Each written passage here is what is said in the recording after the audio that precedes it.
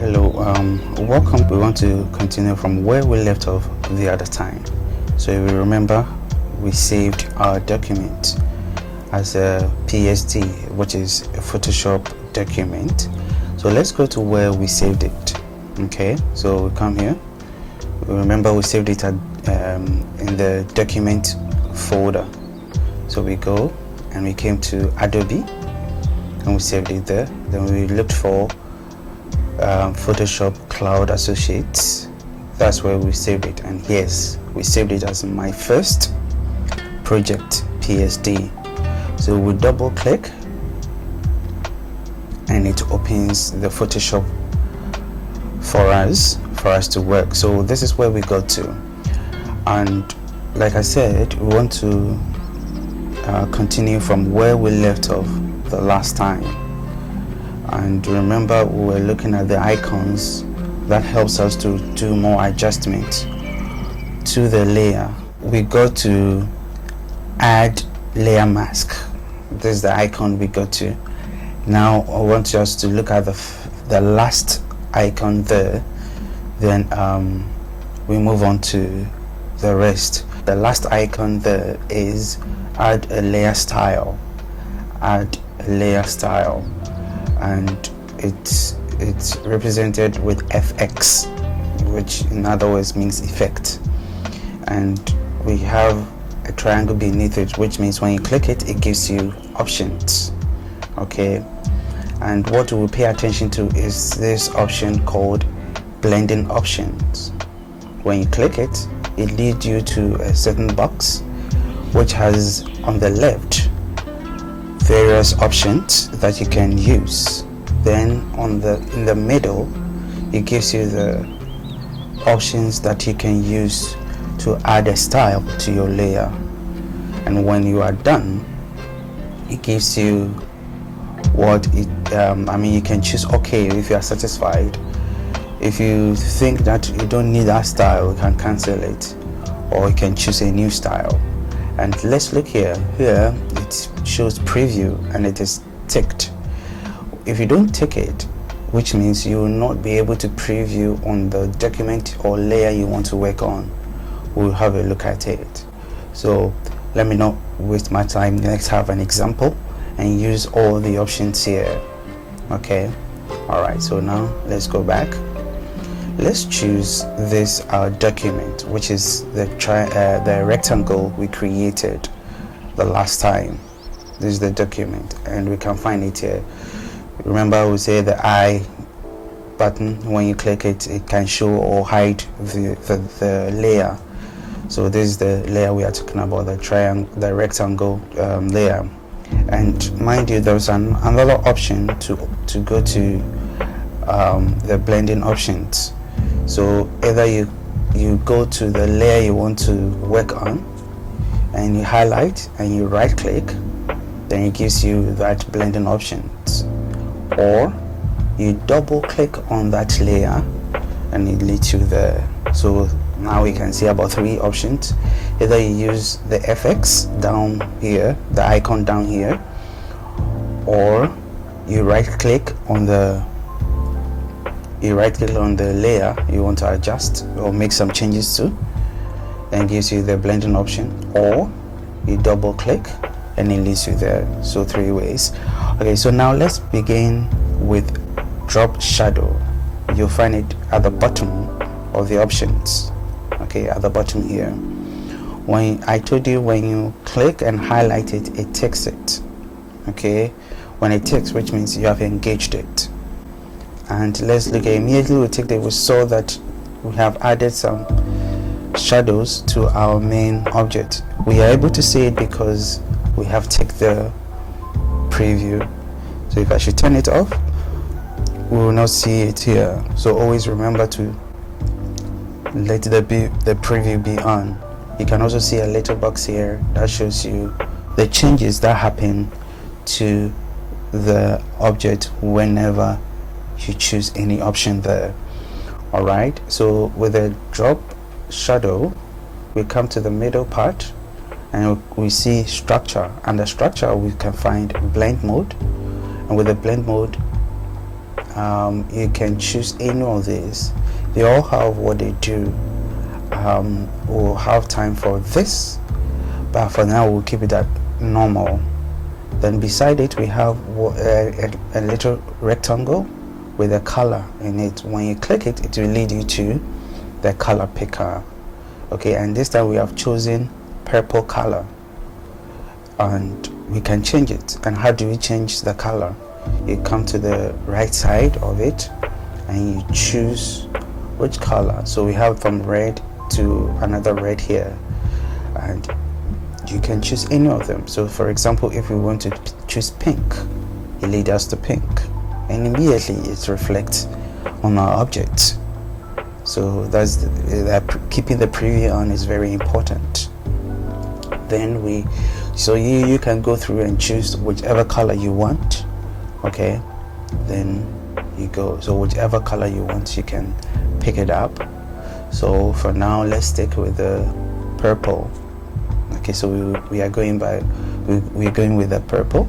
We choose it. If you're okay with it, then you click on OK. All right, then we come down, we see opacity. The opacity now is on 100. Okay, 100%. When you click on the slider and you go backwards to the left, okay, it reduces or fades the color. Okay, so now we are at 16%, and we literally cannot see anything there. So which means when it goes to 0, you won't see anything at all.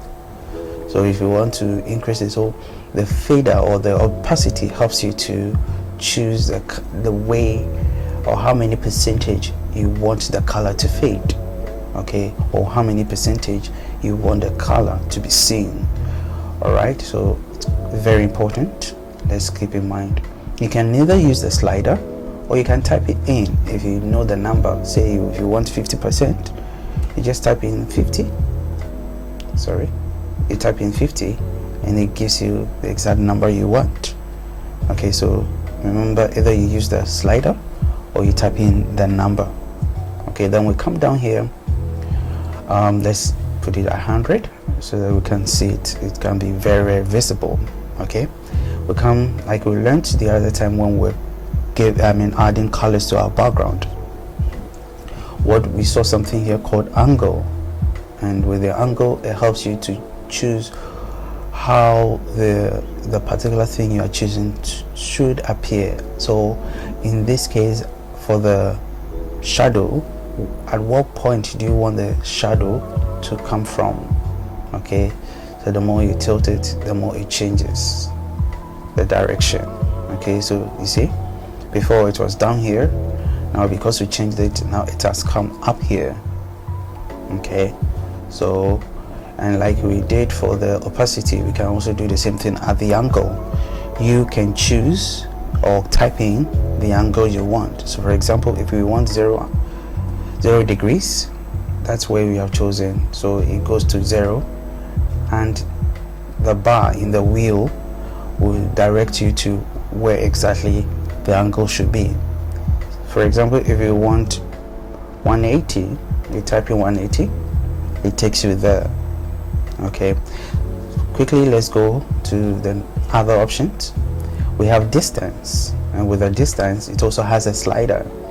And what the distance does, let me keep this in at 90.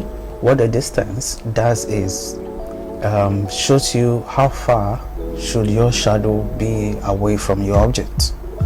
Okay, so the more you increase, and it is measured in pixels, okay, the more you increase the shadow to the right, okay, the further away the shadow, okay, goes from the object. Okay, so depending on how you want your design to be, if you want to add a little shadow to it, yeah. And what shadow does is it helps you, like, it gives an illusion that the object is lifted off the background. So it gives you that illusion, it gives you a certain concept that your object is lifted up a bit. Once we go on with many examples, you get to understand the concept very well. so don't be confused. Let's take it easy, okay? All right, so the more you increase it to the right, the further away the shadow moves from the object. Okay, then we come under it. Under it is spread, and for the spread, it gives you how wide around the object should your shadow be. Okay, so see, the more when we decrease it, the shadow goes behind the object. When you increase it, it spreads out. Okay, it opens up. Okay, and we come down to the beneath the spread we have size. The size, as we all know, will tell you how big do you want to see the thing, or how small do you want it to appear. Okay, so let's go. All right, so you see how big it's becoming. Okay, and you go to the left, it shows you how small it is becoming. Then we quickly come down to quality, and under quality we have what we call contour. And with the contour, it has options. So there is a little icon here that shows you to click on it. When you click on it, it opens a box for you with options, and each one has its own function. We have the linear, which is what we're working with. Okay, and you can go to the others. We have cone. When you click on it, it gives you a certain style.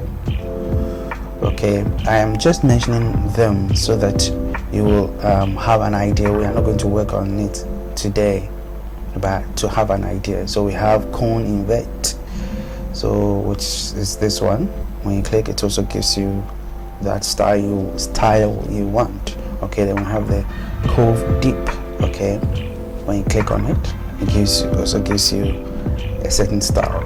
Okay, when you see it and you want it, you choose it. Then we'll have the cove shallow.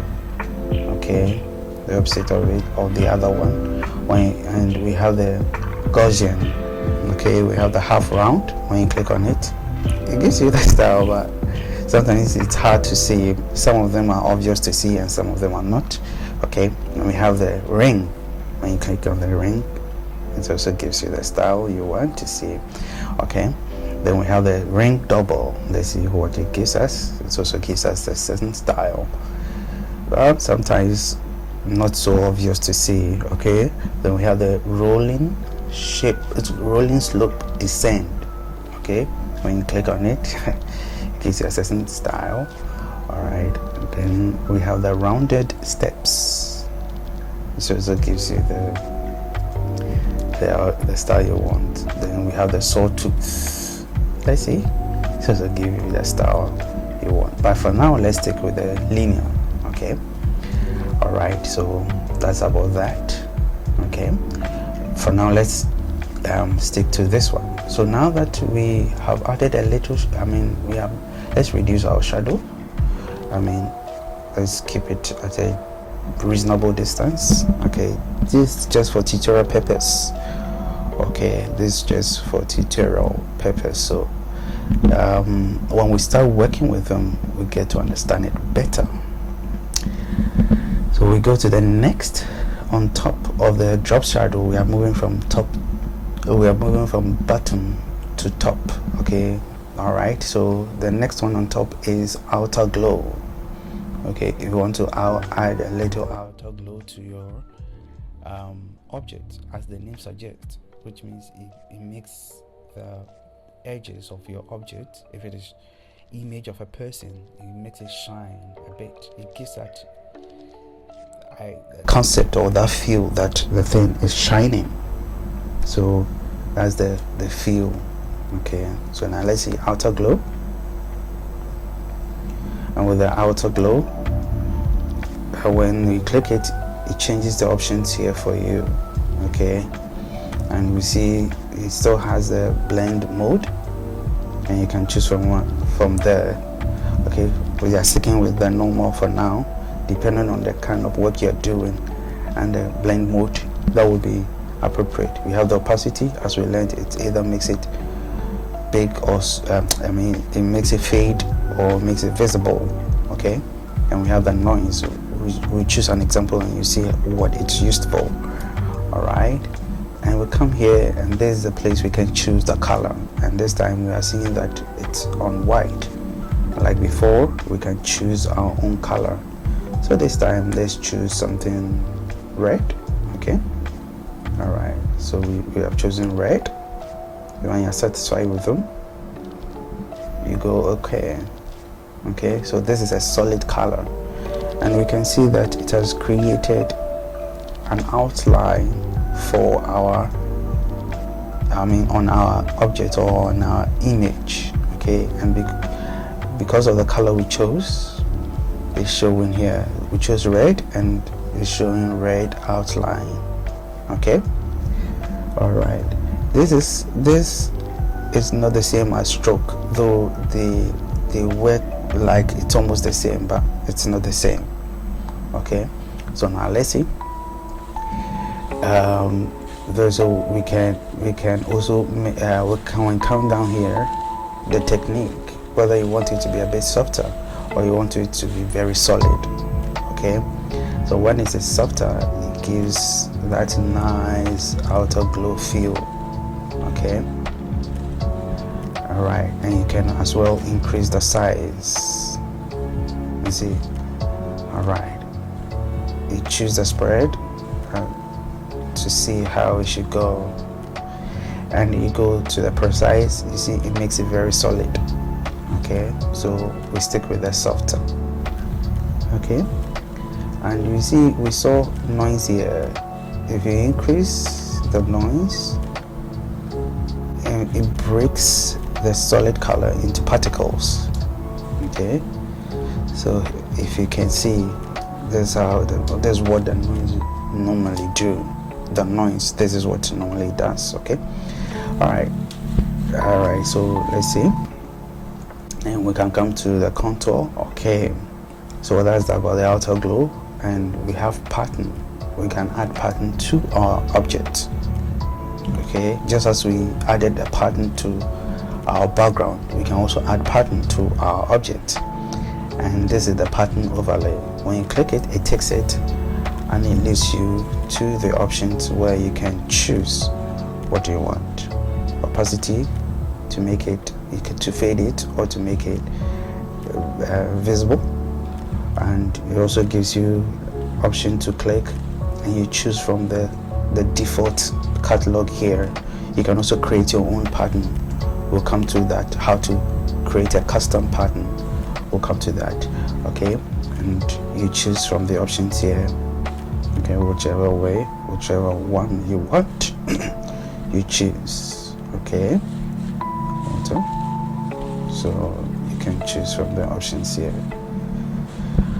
All right, and when you finish choosing your option, you can also direct the angle as to how it should appear, like we did. You can type in, or you can use the wheel to go around and choose how you want it. And we have underrated scale. The scale shows you, do you want the object the object you are using for the pattern to be very big? Do you want to scale it up, or you want to scale it down, whereby your object in the pattern will be very, very compact, pressed together. Okay, so we want it very big. This is the way it appears. We want it very compact. This is how it will appear, very compact, smaller and together. So that's about the pattern. Then the next option there, so when in any of the options at the left, when you're satisfied with adjusting, playing around, and it satisfies what you want, you go to OK. Okay, so the next option is gradient overlay. With the gradient overlay, which means let me turn off this and this. Okay, before, the original color we chose before was blue. However, you want to add a gradient to it. There is an option here. You you can use this option, gradient overlay, and it creates the gradient for you. I've already chosen one, which is this. So we have it here, the first color, where is this one, and we have the hex code, okay, and the second color is this, and this is the hex code.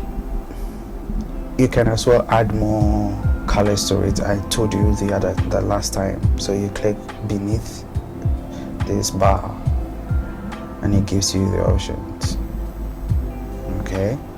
Then you can change the color. If you don't want it, you just click on it and you drag it out and you leave it down. It goes. On top of the bar here, we have two objects here. It shows you how visible the object should look. So whenever you click on it, it tells you the opacity. So now it's telling us the opacity is 100. You can as well make it 0, which makes it transparent, which means there's no color there, okay. The same thing here, it tells you the opacity is 100. The same thing, you can turn it to 0, or you can fade it out, not completely, but gives you a little bit of transparency, okay. It will give you that solid color. So that's what these items on top of the bar, that's what they do, okay. So and the ones beneath, they tell you which color to choose, okay. All right, so when you're satisfied, you choose, you go. You can still play around here.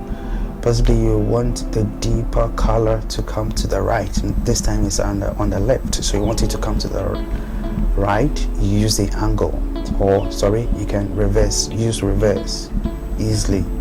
It changes from the right or the left to the right, or right to the left, okay. That's when you are using linear, okay. We'll come to the style later, okay. You can as well use the angle to change the position of the colors, okay. So you go around it, all right, and you use the scale like we talked about in patterns, the pattern overlay, to scale up the colors, okay. Which of the colors do you want to be very predominant? So at what the direction you go, it makes that color, the direction of that color, to be very prominent, very big, and it shows very clearly. So the way you want your style to appear, that's how you go about it. Then I said we will talk about the style we talked about. We said the other time that the linear gives you, like, it stays just a normal, either vertical or horizontal kind of appearance. When you go to the radial gives you the ring, okay. So this time when you reverse it again, the deep color becomes the main background, and the lighter color comes around it, or it forms a ring in the object. Then we have the angle, yeah, it gives you that option. And we have the reflected, it also gives you that option, and in all of them you can use the reverse as which color you want it as a background, and the one showing in the middle, you can do that, okay. Then we have the diamond, okay. You can also use it to do that. So but usually I mean, it will all depend on your style, okay. But usually we go with these two, okay, but linear and radial. Let me say usually I go with these two, linear and radial, okay. That's radial. I think I've been saying this word wrong, radial. All right, so let's stick with the linear, okay. And when you're satisfied with everything, you just click OK. And we have the color overlay. the color overlay, what it does, it gives you one solid color, and we have the options here. Okay, like we said, the normal, when you click here, it gives you the the blend mode. Okay, how you want it to appear. You see it has changed it a bit when we choose the color. Okay, so the color mode will add certain texture, certain feel to your color, the color you have chosen. It blends with the background. That's what the color mode does. It blends with the background. So apart from the color you have recently chosen, if the background also has its own color, the color you have just chosen will blend with the already existing color. So that's what the blend mode does. It gives you the options. Okay, all right, so let's stick with the normal. With time we'll go through all the options there. Okay, and as well here you can also fade it out or stick to make it very visible. Okay, yeah, and we have the inner glow. The inner glow, that's the opposite of the outer glow. You see, the outer glow puts the shine or whatever color you have chosen around the edges of the object. The inner glow does it from within, outside. So from within, so just the opposite of what the outer glow does. Then we have the inner shadow, also the inverse of the drop shadow. Okay, and we have the stroke, as we talked about. The stroke also does something around, puts the borders around the edges of the object, like the outer glow. Okay, it does almost the same thing. You can increase the size. Yeah, that's what the stroke does. All right, so you have options. The position of the stroke, you can make it come from within the object or from the center of the object or outside the object. And we have the blend mode there and the opacity, and you can choose your color. So here these three go hand in hand. The bevel and emboss, it gives you that 3D feel. Okay, the 3D option. So the bevel and emboss, when you choose the bevel and emboss, you can work on the contour, you can work on the texture. Okay, so these three work together. So far this is all that we want to learn about the effect or the layer style, adding layer style to your layers. This is all that we want. So when you're done, when you're satisfied, you just click OK, and it will apply all the style you have added to the layer. And if it should happen that you don't want any of the layers, the style, okay, you just right click on the layer, then you move down and you choose clear layer style. It will clear all the layer style from there. So you can see now everything is gone. Everything is gone. Okay, and your images are like before. Okay, so that's a little bit about that. Let's have an example. Okay, from the very beginning we create a template, or what's the other name for a template? A canvas. Okay, a new document. Then we go through all the processes we've mentioned before. Okay, so you can come to home, what looks like the house, and to lead you to create a new document, or you go to file and you go to new. Okay, it will lead you there. So the same, and we are working with 1200 by 1200. It's a square file or document. Okay, when we are satisfied with all the options here, The other time I learned that if it is going to be on social media like Facebook, Instagram and all that, keep it at sRGB and whatever number is. So you can click, you can see many options here. If it is going to be on social media, you're going to post it on social media, because of the color, how people are going to see it, keep it on sRGB. That's very important. So always remember, don't change it, keep it this way.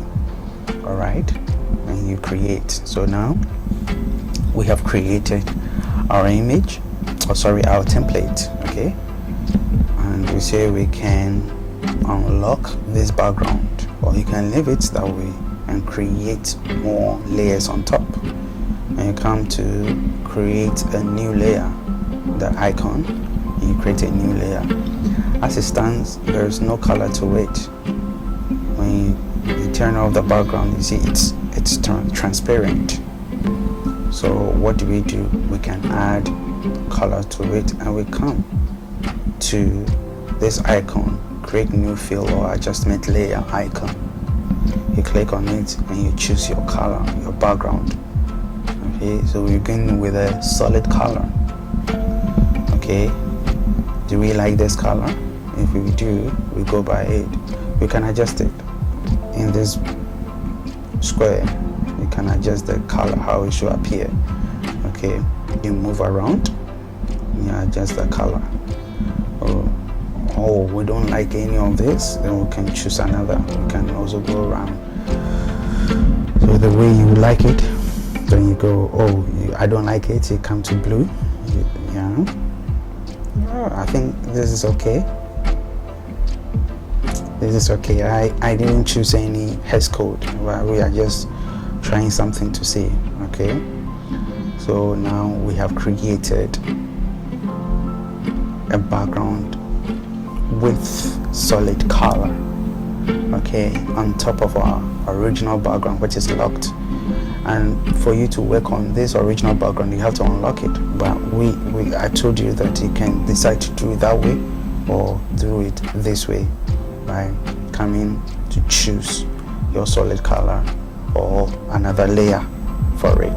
Now that we have our background, we want to import our image and start working on it. Okay, so we go to our folder and let's look for an image. Okay, let me choose this image and see. Andy Stanley, he's a preacher. You click and hold and you drop it there. When you see the plus, it means you can drop it there. You drop it. Okay, so we can see that the image is covering our background. Okay, our image is covering our background and we cannot see the background we created.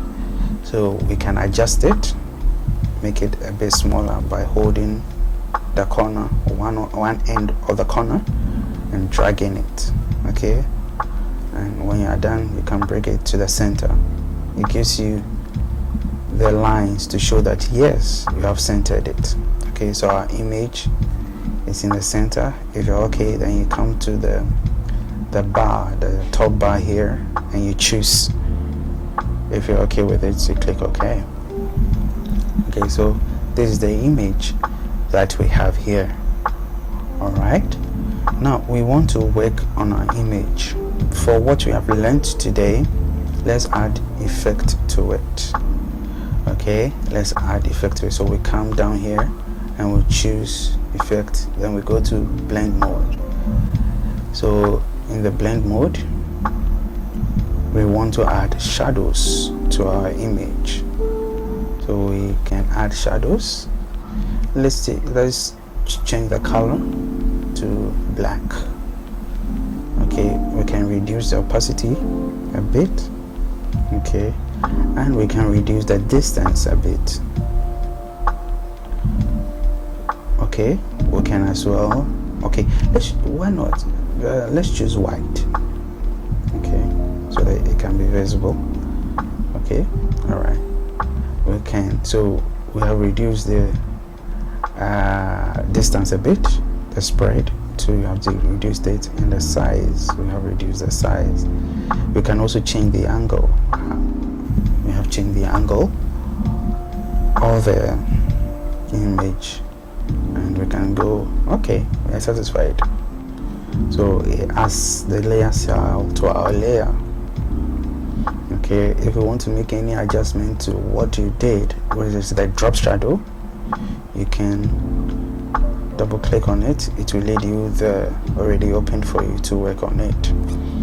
We can as well add a little shadow to it, outer glow to it, and it gives you, let's decrease the distance a bit and the size. Okay, sorry. So always remember to highlight the one you want to work on. I think I did. It has covered our shadow, so we are on outer glow and we want to use the options here. Let's reduce the spread a bit. Let's reduce the size a bit. Okay, so you see this time it goes all around. All right, then we go to, do we want to add pattern? It will cover the image itself, so we don't want, that's okay. So for now we have learned how to do all these things. Okay, all right, and we already know how to save. We come here, and because this is a new, this is what we did, and we have already saved the PSD file, the raw file, so it's easy to just click Control S to save the changes you made. But if it is a new one, you click Control S, or you come up here and you click on Save As to save as a new document for you. Okay, and you know how to save it. You come here, so you can say, you can name it as my second project. Okay, and look at the format. The format is Photoshop.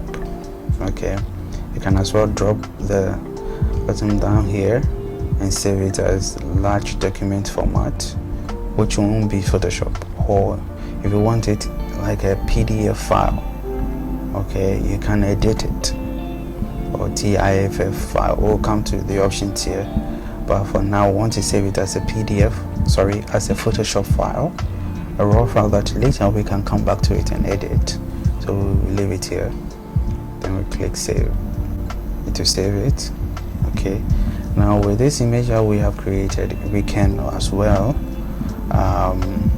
save it as a PNG, a picture form. We come to export as, okay, and PNG gives you option to save a picture if supposing there was no background to it and it's transparent. When you save it as PNG file, it maintains the transparency. However, if you should choose JPG format, it will save it with a certain background, a white background, even if there is no background to it. Okay, and PNG has a higher format, or it gives you a more quality image than JPG.